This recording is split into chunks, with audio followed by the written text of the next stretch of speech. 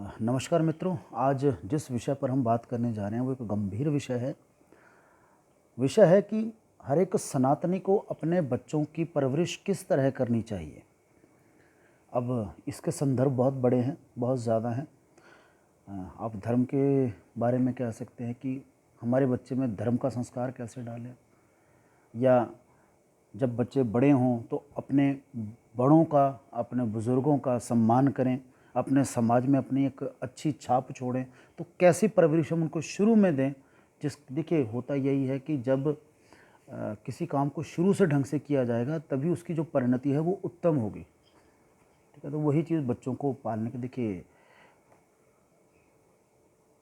हमारे देश की 80% के अब करीब आबादी जो है वो सनातन या सनातन से निकली हुई शाखाओं की है। लेकिन आज जो मौजूदा समय चल रहा है, जिस प्रकार का वातावरण भारत में बना हुआ है, उसके बारे में खैर मैं ज़्यादा नहीं बात करूँगा। उसके बारे में बहुत लोग बात करते रहते हैं, उन वीडियोज़ को आप देख सकते हो। मैं सिर्फ इतना कहना चाहूँगा कि उस वातावरण वर्ण को देखते हुए हमें बच्चों पर अब विशेष ध्यान देने की आवश्यकता है।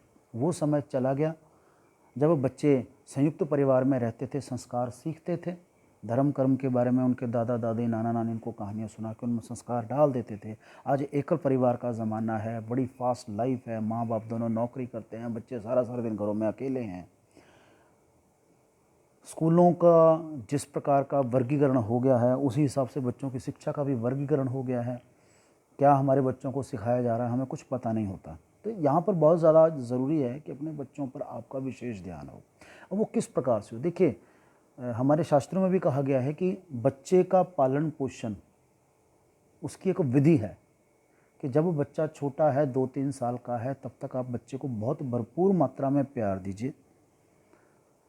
खासकर जो बेटियां होती हैं उनको तो आप सारी उम्र ही प्यार करते हैं, लेकिन बेटों के लिए थोड़ा सा हमें 3-4-5 साल की उम्र के बाद थोड़ा सा एक उनका सिस्टम चेंज करना पड़ता है, क्योंकि वो समाज को एक दिशा देने वाले होते हैं। उन्होंने आगे हमें भी संभालना होता है, बुढ़ापे में उन्होंने समाज को भी संभालना होता है, हमारे कारोबार भी संभालने होते हैं।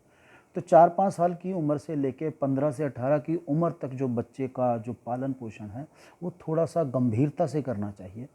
तो इस विषय पर माता पिता का एक भ्रम रहता है कि नहीं जी हमारा तो एक ही एक है, या नहीं जी हमारे तो बच्चे बड़े लाडले होते हैं, हम बच्चे को कैसे मारें। देखिए, जहाँ पर आपके मन में ये भाव आ गया ना, आप समझ लीजिए आप अपने बच्चे की नींव में तेल डाल दिया।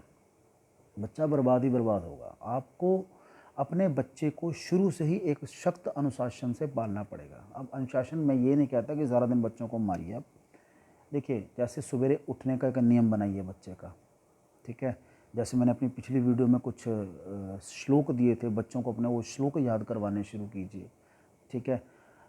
खाने का समय निर्धारित हो, स्कूल जाने का समय निर्धारित हो, आने के बाद जो उसने काम करने हैं, खेलने का भी समय दिया जाए उसमें, लेकिन मुख्यतः है उसका पढ़ाई का या घर के और कार्य करने। देखिए, अपने बच्चों में ये आदत ज़रूर शुरू से डालिए कि उसको घर के छोटे छोटे काम जो उसकी क्षमता के अनुसार है। जैसे कि 5-6 साल का बच्चा है, वो घर में जो खाली गिलास, खाली कप हम चाय पी के रख देते हैं, उसको हम इतना तो कह ही सकते हैं ना कि बेटा इसको उठा के सिंक में डाल के आओ। देखिए, ये बच्चे में काम की आदत डालने की एक शुरुआत है। होता क्या है, अब जैसे स्कूलों में होता है कि स्कूलों में कह देते हैं जी हाँ जी बच्चों से थोड़ा काम करवाते हैं। जैसे एनएसएस का काम होता है स्कूलों में करवाते हैं अक्सर। मैं एक टीचर हूँ, मुझे पता है ये काम आवश्यक है, हमें इनका महत्व पता है, लेकिन पेरेंट्स को नहीं पता होता, माता पिता को नहीं पता, अभिभावक को नहीं पता होता। वो कहते हैं जी ले हम स्कूल अपने बच्चों को कागज़ उठाने के लिए थोड़ी भेजते हैं। देखिए, उसका मेन जो मुख्य जो उसका मतलब होता है वो आपके बच्चे में काम की भावना को विकसित करना होता है। तो इसे कभी भी हतोत्साहित मत कीजिए, बल्कि घर में भी बच्चों को उसकी क्षमता के अनुसार काम देना शुरू कीजिए। जैसे मैंने आपको बताया कि छोटा 4-5-6 साल का बच्चा है तो वो इतना तो कर ही सकता है कि जूठे बर्तन उठा के एक जगह से दूसरी जगह पे रख सकता है। थोड़ा बड़ा हो जाए, 8-9 साल का बच्चा हो जाए, उसको थोड़ा बहुत घर में झाड़ू झूड़ू लगवाना है या कोई सामान उठा के इधर उधर करना है, ठीक है। 10-11 साल का बच्चा है, उसको चाय पानी बनाना, थोड़ा बहुत कपड़ों को खंगालना, ये कुछ चीज़ें हैं जो आप अपने बच्चों को ज़रूर करवाइए, चाहे आपके घर में 10 नौकर हों। देखिए, परिस्थितियों का कुछ पता नहीं होता। आजकल तो वैसे भी कोरोना काल में हमने देख लिया कि अच्छों अच्छों का तेल निकला पड़ा है, ठीक है ना। परिस्थिति का कुछ पता नहीं है कब कैसे बदल जाए। आज आपके दिन अच्छे हैं, भगवान ना करे उनमें कभी ख़राब दिन आए, लेकिन आना तो बड़ा आसान है ना। तो ज़रूरी नहीं कि उसके पास हमेशा नौकर चाकर रहें। अगर आपके बच्चे को, या नहीं भी है, अगर बच्चा कहीं पे बाहर पढ़ने जाता है, वो हॉस्टल में रहता है, तो उसको सारे काम खुद करने पड़ते हैं। तो अगर आप बच्चे को शुरू से ही नहीं सिखाएंगे, अब 14-15 साल की उम्र में, या कितना 15-16 साल की उम्र में जब लड़का 12वीं करता है या लड़की 12वीं करती है, उसके बाद उसे किसी कोर्स के लिए किसी दूसरी जगह पे जाना पड़ता है, वहाँ पे हॉस्टल में रहना पड़ता है, तब भी तो उसे सारा काम खुद करना है। अब एक तो है कि आपने उसको पहले ही 3-4 साल पहले से उसको सिखाना शुरू किया तो वो आत्मनिर्भर है, अपने काम कर सकता है, लेकिन बाद में अगर आप खड़े पैर उसको कहो भी अब सीख ले, तो नहीं हो सकता। इसके साथ साथ एक बहुत ज़रूरी चीज़ जो आपको करनी चाहिए, अपने बच्चों को अपने धर्म की शिक्षा अवश्य दें। धर्म की शिक्षा कैसे? कम से कम हफ्ते में 1 दिन तो उसको मंदिर ज़रूर लेके जाइए। वैसे तो हर एक सनातनी का यह धर्म होता है कि हर रोज़ सुबह उसको मंदिर जाना ही चाहिए, लेकिन अगर नहीं भी जाते तो कम से कम 1 दिन बच्चे को ये उसकी आदत ज़रूर बनाएं। जैसे हम आमतौर पर करते हैं, मंगलवार के दिन हनुमान जी का दिवस होता है, माँ दुर्गा का दिवस होता है, माता का दिवस होता है, ठीक है। तो उस दिन हम मंदिर में बच्चे को भोग लगाने के लिए, माथा टेकने के लिए अवश्य भेजें। इसके अलावा आपके आसपास जहाँ पर कहीं कथा होती है, कोई संकीर्तन होता है, वहाँ अपने बच्चों को अवश्य लेकर जाए। घर में सवेरे शाम कुछ 2-4 भजन भेंट अवश्य लगाएं। देखिए, ये जाने अनजाने चेतन अवचेतन मन में अपना स्थान बनाते हैं, जिसे आप कॉन्शियस अनकॉन्शियस माइंड कहते हैं।